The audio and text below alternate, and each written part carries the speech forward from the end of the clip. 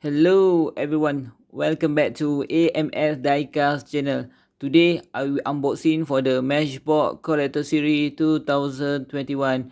Okay, for your information, this item I buy from the Amazon Japan. So now let's go we unboxing for this case.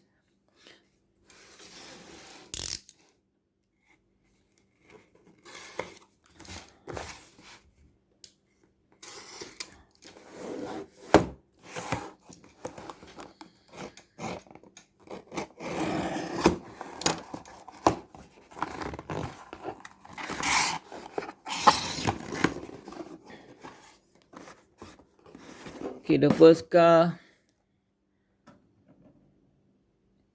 1969 BMW 2002. Car number 2 of 20.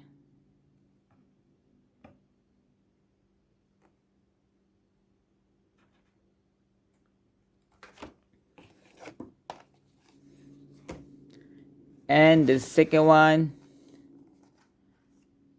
1963 Chevy C10 pickup.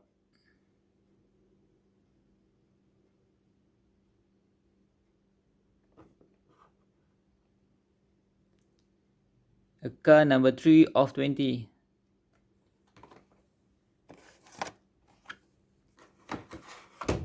The third one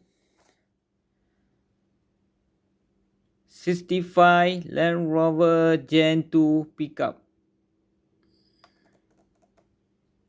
The car number 1 of 20.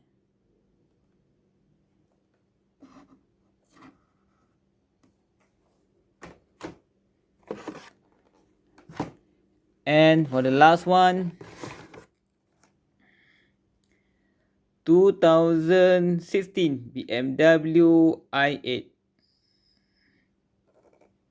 The car number 4 of 20.